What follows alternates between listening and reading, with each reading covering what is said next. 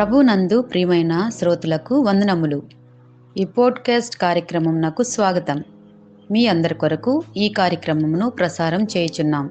విని దైవాశీస్సులు పొందుకోగలరు. ప్రభునందు నా ప్రియమైన దేవుని బిడ్డలారా, మీకందరికీ ప్రభు పేరట ప్రేమతో వందనములు తెలియచేస్తూ ఉన్నాను. విరిగిన నగరం గురించి రోదించిన నెహెమ్యా, లేక చెరపట్టబడిన నగరం గురించి రోదించినటువంటి Nehemiah wept over the broken city. ఎందుకంటే నెహెమ్యాకి ఇంత బాధ. అతను మరి ఎక్కడో ఒక రాజు దగ్గర తక్కువ పొజిషన్లో ఉన్న సామాన్యమైనటువంటి వ్యక్తిగా గిన్నెనందించే ఉద్యోగస్తుడైనా తన భారం, తన ఆలోచన అంత కూడాను యెరూషలేములోనే ఉన్న దేవుని మందిరం పైన ఉంది. అందుకే అది ద్వారములన్నీ కాల్చబడి మరి అవన్నీ కూడా సమూల నాశనమై పోయినాయని తెలిసిన తర్వాత దాని గురించి ఆయన ఏడ్చినట్టు నెహెమ్యా గ్రంథం 1వ అధ్యాయం 4వ వచనంలో ఈ మాటలు వినినప్పుడు నేను కూర్చుండి ఏడ్చి అనే మాట వ్రాయబడింది. దేవుని సన్నిధిలో నెహెమ్యా ఏడుస్తూ ఉన్నాడు. ఇంతకీ ఆయన ఎక్కడున్నాడో తెలుసా అండి? ఈ విషయం గుర్తుంచుకోవాలి. ఆయన ప్యాలెస్లో ఉన్నాడు. అర్థశాస్త్ర దగ్గర సూషేని కోటలో ప్యాలెస్లో ఉన్నాడు.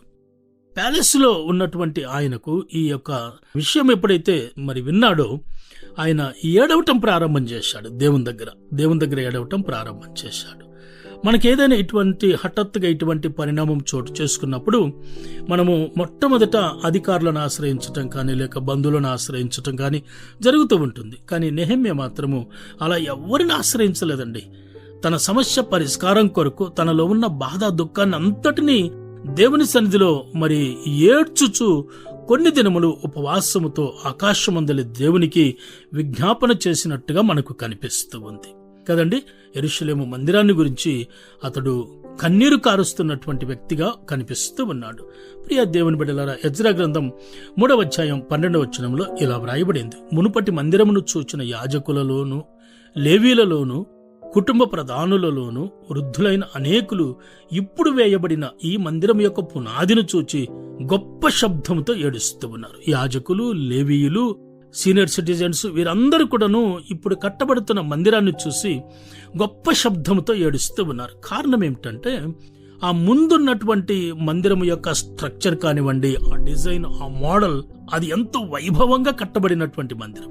అంత వైభవంగా కట్టబడినటువంటి ఆ మందిరం స్థలములో సామాన్యమైనటువంటి మందిరము కట్టబడుతూ ఉండగా ఆ మందిరాన్ని చూచినటువంటి యాజకులు, లేవీయులు, ప్రధానులు, వృద్ధులు మరి ఆ ఇప్పుడు కడుతున్న మందిరాన్ని చూసి వారు ఏడ్చారంట. అయితే ఇంకొక కార్యం ఏం జరిగిందంటే, అయితే మరి అనేకులు సంతోషము చేత బహుగా అరచిరి. మరికొంతమంది సంతోషముతో కేకలు వేయటం, అరవటం ప్రారంభం చేశారు. వీరు ఎవరంటే ఆ పాత మందిరాన్ని చూడనటువంటి వారు.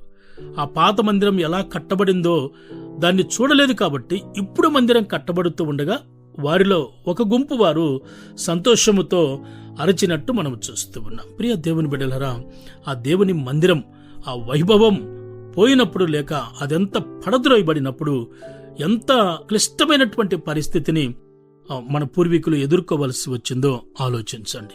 విరిగిన నగరం గురించి రోదించినటువంటి నెహెమ్యా. మరి నీవు నేను దేవుని మందిరము పట్ల ఎంత శ్రద్ధ కలిగి ఉన్నాం కదండి. ఆ దేవుని మందిరములే మనకెందుకులే అని నిర్లక్ష్యం చేస్తూ ఉన్నామా?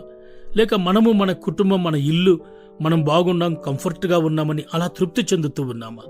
ప్రియ దేవుని బిడ్డలారా, దేవుని మందిరం బాగుంటేనే, దేవుని మందిరం సమృద్ధిగా ఉంటేనే, దేవుని మందిరము దాని యొక్క గోడలు కానివ్వండి, మందిరములో మరి అన్ని కూడాను కరెక్ట్గా సిస్టమేటిక్గా ఉంటేనే మన ఇల్లు కూడా బాగుంటుంది. దేవుని మందిరం బాగుంటేనే మనం బాగుంటాం.